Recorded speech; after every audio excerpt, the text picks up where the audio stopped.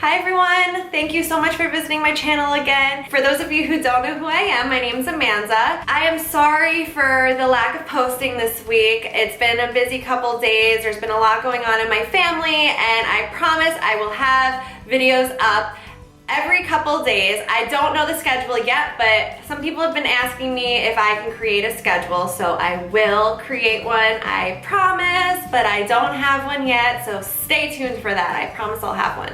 Today, I wanted to talk about treating yourself kindly and having self-compassion, having increased motivation, and just about what can happen when you treat yourself better. I did a poll on my Instagram, and most of you wanted to see the self-kindness video as opposed to the hand sanitizer DIY, but I promise for those of you who wanted to see the hand sanitizer DIY, I will get that up soon.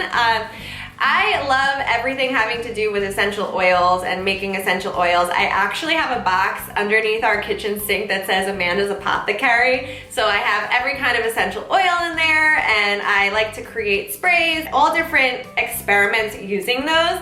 So I will have some DIYs up shortly, I do promise that. But I wanted to talk about having self-love, self-compassion, and talking to yourself a little bit nicer. There's a lot of stuff that goes into having self-compassion, and it takes practice. I was talking about this yesterday, actually, with someone in my family. Like, when you make a mistake, or if something doesn't go as planned, as long as there's a lesson to be learned from a situation, and you take that lesson and you're bringing that into the next time you're encountering that situation, that's okay. You know, you don't have to succeed at everything you do, and it's considered a success if you take away something from that situation. Like, for example, if you're going for a job interview and you don't get the job, that's okay. At least you had the experience interviewing, and you don't want to really criticize yourself and get too hard on yourself, because I know when things didn't go the way that I had planned in the past, you know, I would beat myself up about it, and I would talk down on myself, and you know, that's no way to treat somebody. Imagine you were talking to somebody else and they went in for a job interview, right? And they didn't get the job. How would you talk to them? How would you make them feel better?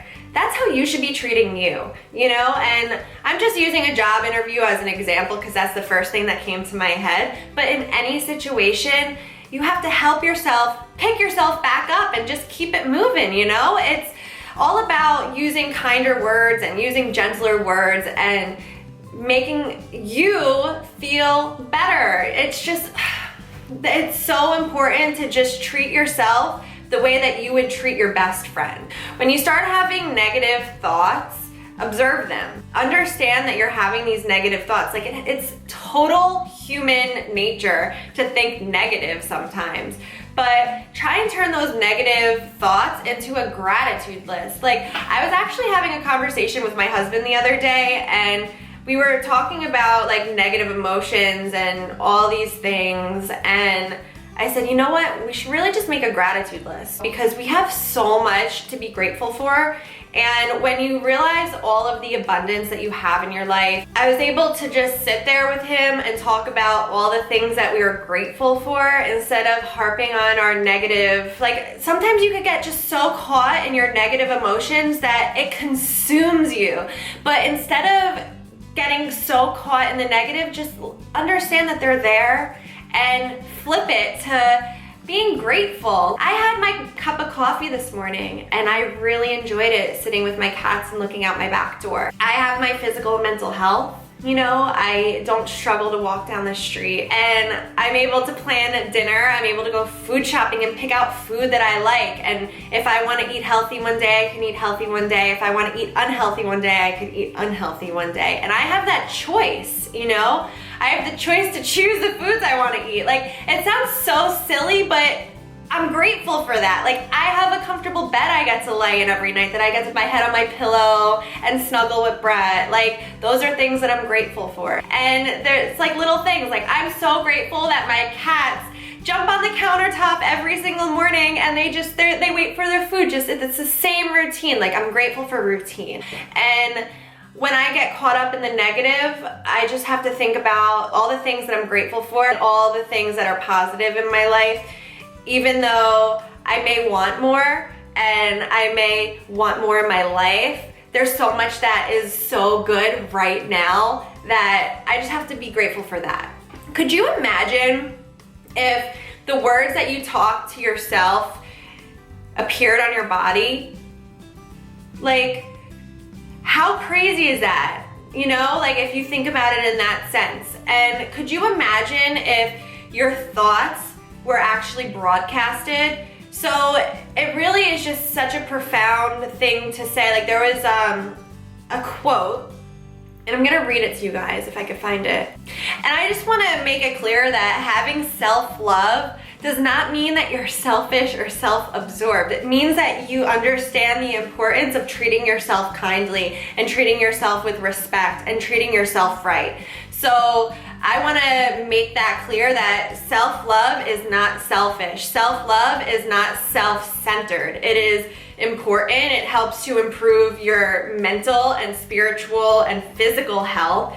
It helps to improve body image. When you love yourself, you don't look in the mirror and say, ew, like what is this? Ew, what is this? You know? When you love yourself, you don't do those things. Like everyone, like you may love yourself but pick yourself apart sometimes, but when you have that self-compassion and you practice self-compassion, those things don't happen as much. And you just continue to feel good, like feel good vibes, right? Like you just are happier. Like if you're treating yourself good and you're not so down on yourself all the time, how could you not be happy? How could you not have that outward glow and radiance and happiness towards others? Like you treat others also well when you're treating yourself well because you're internally happy and at peace, right?